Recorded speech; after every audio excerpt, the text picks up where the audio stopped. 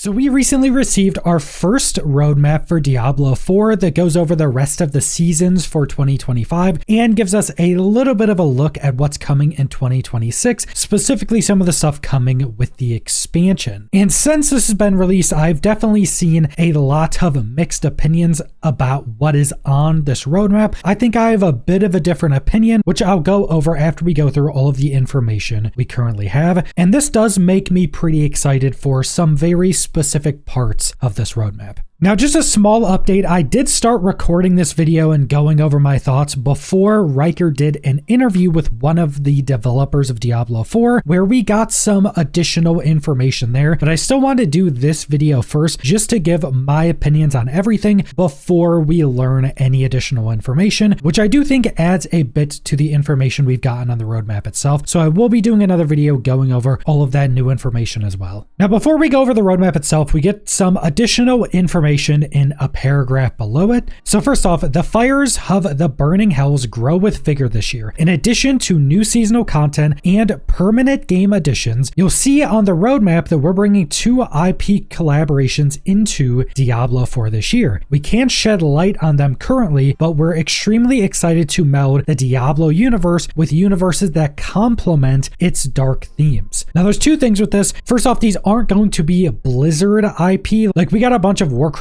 themed skins. This won't be other IPs within Blizzard, and they're specifically being talked about as also having dark theming, so they fit really well into Diablo 4. The main one that I instantly thought of was Warhammer 40k. We even have some skins that seem very inspired by Warhammer. Specifically, one of the first Druid skins that I thought actually looked good from the store very much looks like it's directly from Warhammer, and Warhammer 40k has had some pretty popular things happen in the past year, and with the upcoming Amazon shows being worked on, that could definitely be something that works really well into this. Not really sure on what the second one would be. But then we got a little bit of further information of stuff we get to see on the roadmap. So first off, we have Belial's return. Belial, Lord of Lies, has returned to warp reality to his will. Daring wanderers can clash with Belial and 2 bosses from Vessel of Hatred as part of our updated layer boss system. That's coming with the next up season, which we already have most of the information on. Then Sins of the Haradrim, which is the season after that. We return to Nightmare Dungeons with new activities and interactions that let you progress the dungeon's intensity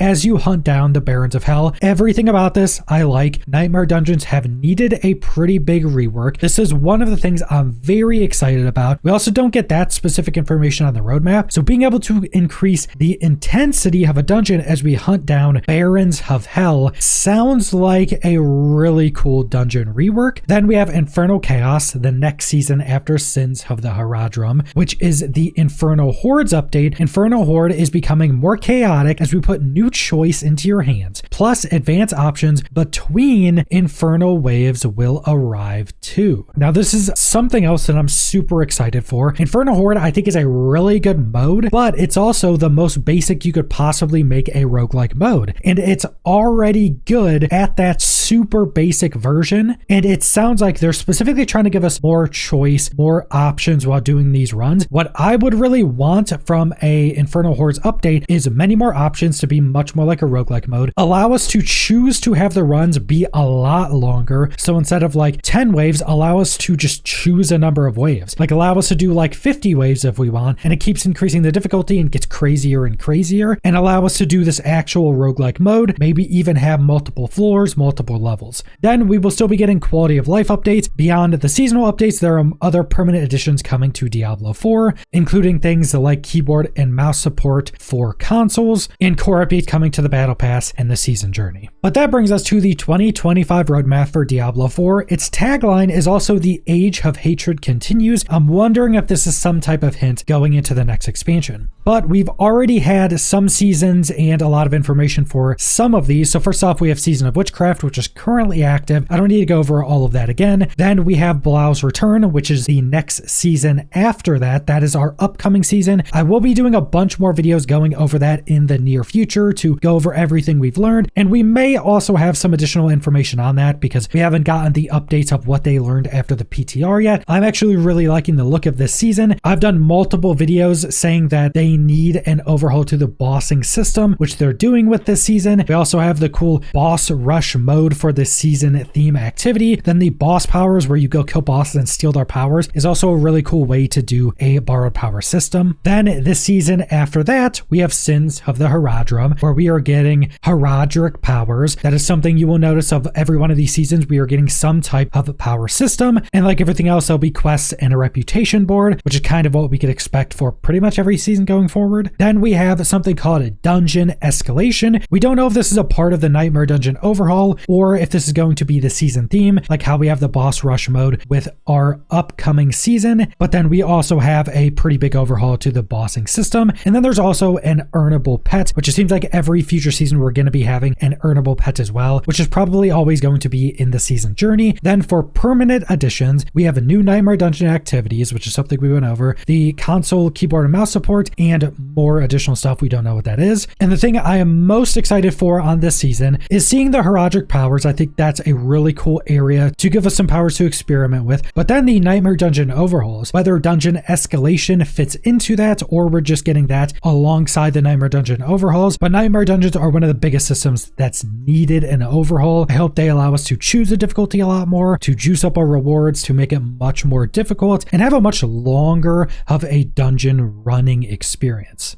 I did also forget to mention that in our upcoming season, Blau's Return, there will be one of the new IP collabs in there. And then we will also have our 2-year anniversary. So that season is also seeming to get quite a lot of additional things. I would expect that the 2-year anniversary is probably going to be decently sized. This may also be one of the reasons that we got a 2-week delay for that upcoming season. But then finally, our final season on our roadmap is Infernal Chaos, giving us chaos powers, quests, and a reputation board. Chaos powers are very interesting. It does seem like these powers are going to be tied to Infernal Hordes in some way. Maybe we get it from there, or maybe we go hunt some type of hell creatures or something like that. Then we're getting an Infernal Hordes update, an earnable pet. We are also getting a new IP collab. Now, what's a little bit different with this, which is why this roadmap is a bit weird some of the time, is under permanent additions, it just has more to come. But Infernal Hordes update is up at the top, which is generally where they're putting the more season theme stuff. But an Infernal Hordes update would just be an update permanently to Infernal Hordes. They're not going to do a big update to one of the main systems of the game and not have it be permanent. So what I actually think they're probably doing here is they're not showing us the new piece of season content like the headhunts from our current season or the incursions from the season after that. And instead, the Infernal Hordes update is just being shown there and is going to be a permanent addition. And then we'll have something else as the more seasonal content. Maybe a deeper incursion into hell could be something that's really cool. And for this season, what I'm very, very excited about is the Infernal Hordes update. Infernal Hordes is potentially my favorite mode in the game. I think it still is my favorite mode. And it's a really basic version of a roguelike mode, which is what they were trying to do with it. It's still really fun at this. And if they actually expand it a lot, maybe give it more levels, more objectives to do with inside of it, allow us to make the runs a lot longer, and primarily allow us to get a lot more of those roguelike powers, buffing ourselves up and just doing crazy things like other roguelikes have, I think this mode can just be incredibly good for the end game and could just be so varied. One of the best things about roguelike games is how varied they can be. Run to run can be completely different. And if they can nail that, that is the type of mode that can kind of carry a game. Now that's all the information we have for all of the seasons and all of 2025. But then going into 2026, we got a little bit of a tease. We already knew we were getting a new expansion. We're getting a new ranking system, leaderboards, and kind of hidden, we already know what it is, we're getting a new class. And I already did get to see a little bit of a glimpse of what would be in that Riker interview. So we do already know that the ranking system and the leaderboards are two different systems, but they're tied together. And it sounds like they're trying to bring those two systems a lot of the current systems we have in the game. And I think for a lot of players, especially leaderboards, is a really big thing. So I do think think adding that to a lot of the current systems in the game will add a lot of new content without actually having to add new content, because everybody will be trying to compete with those leaderboards, and everybody is so theorizing that we're getting the paladin for the next expansion. I still think there's a pretty big possibility that it is a holy base class, not necessarily a paladin. Still could be a class with a shield and using another weapon, maybe the kind of Valkyrie looking class we got leaked before the game even released, but I do think it's going to be a holy class, and they may have just scrapped whatever else they're working on or push it back to get the paladin in with that expansion, because everybody is wanting the paladin. The paladin being added with the next expansion would be a massive selling point. Now, the biggest complaint I've been seeing about this roadmap is that every season is giving us some type of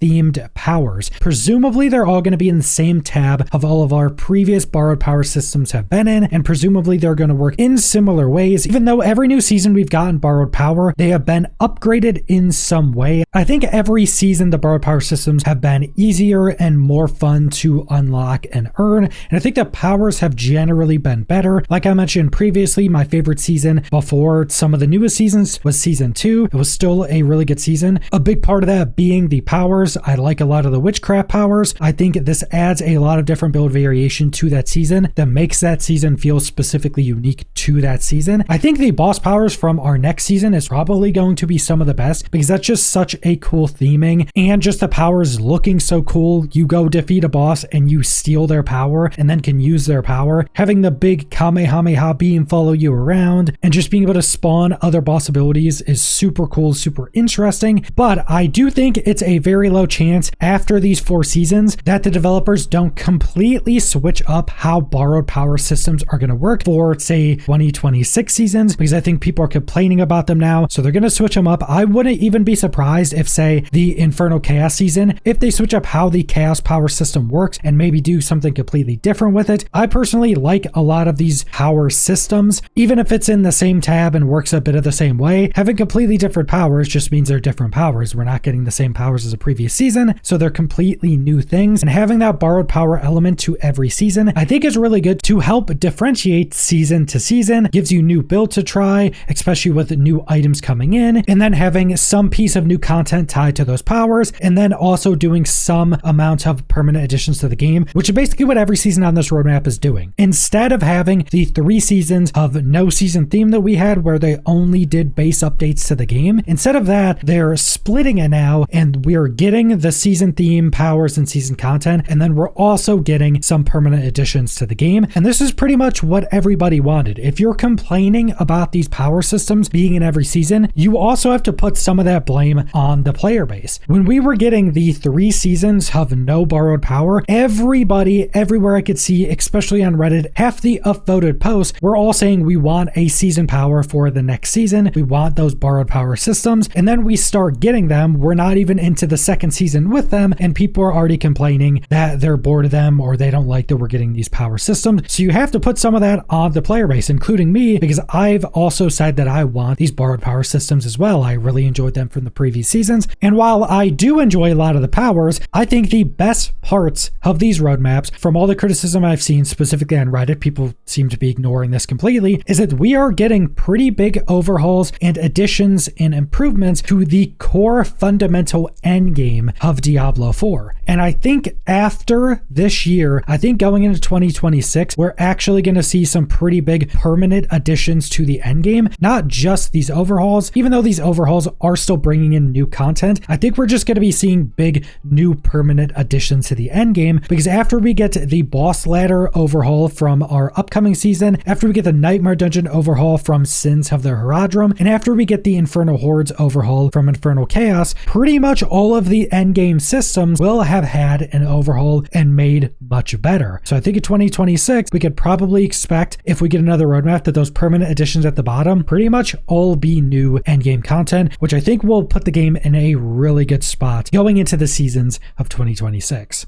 And my next video, I will be going over the new information we got from the Riker interview that he did with one of the Diablo 4 developers. We got further information on a bunch of the stuff we got to see on this roadmap. Some of it's actually very interesting, and I would definitely recommend watching that if you want some further information, because they kind of explain how some of this is working. They also explain and give us a little bit of a tease how the game is going to be developed in the future. So I'm pretty excited to go over that. But that's all I want to go over, so thanks for watching.